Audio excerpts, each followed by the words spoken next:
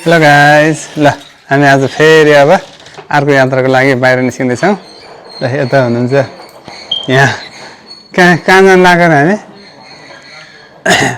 के अरे कहाँ जान लाग्यो कहाँ बिर्स्यो अन्त हामी आज पुनः मरन्डा ड्याम मरन्डा ड्याम जान लागिरहेका छौँ ए तिमी गइसकेको हो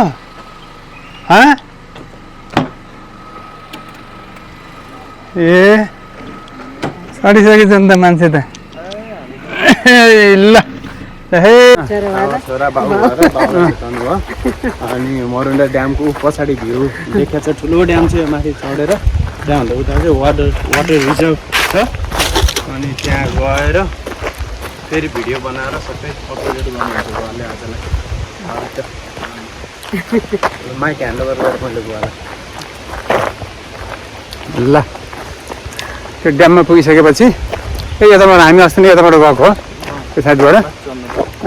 यो ड्यामको फेदीमा छौँ हामी अगाडिबाट ड्याम त हामीबाट देखिन्छ देखिन चाहिँ यहाँबाट माथि देख्न सक्नुहुन्छ त्यो माथि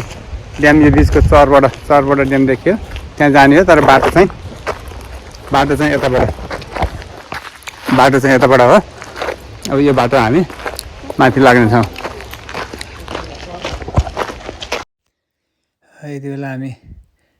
माथि उक्लिँदैछौँ केही उकालो छ र यो उकालो जब सकिन्छ यो उकालो सकिसकेपछि हामीहरू चाहिँ त्यसपछि चाहिँ ड्याममा पुग्छौँ भन्ने मलाई चाहिँ विश्वास लागेको छ हेरौँ कति समय लाग्छ माथि ड्यामको माथिल्लो भागसम्म पुग्नलाई जाँदैछौँ प्रयास गर्दैछौँ आराम गर्दै उक्लिँदै पछाडि फर्किँदै हेर्दै छौँ खासै आज त्यति गर्मी छैन शीतल गाइस हामीहरू यति बेला मरन्डा ड्याम आइपुगेको अवस्था हो मरन्डा रिजर्भर देख्न सक्नुहुन्छ यी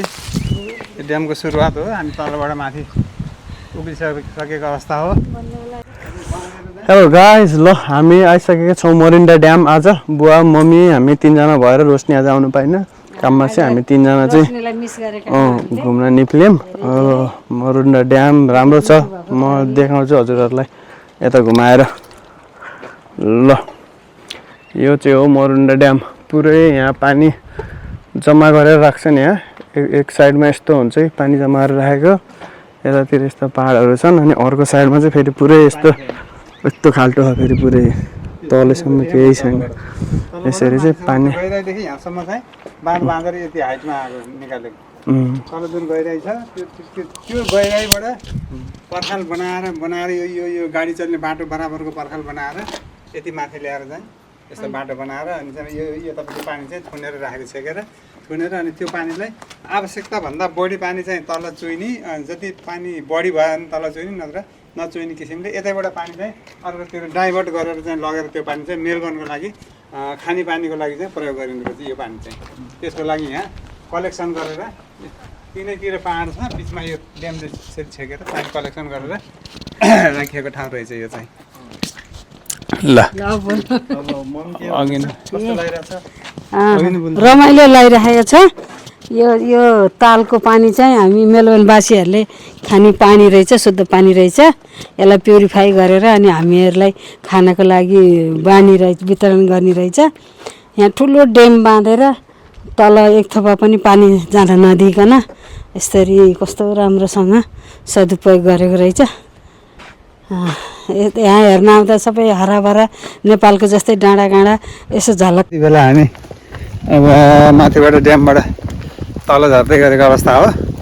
निकै तल लगभग 15-20 मिनटको बाटोमा तल हाम्रो गाडी छ अब यति बेला गाडीतर्फ हामी लाग्दैछौँ बाटो यस्तो छ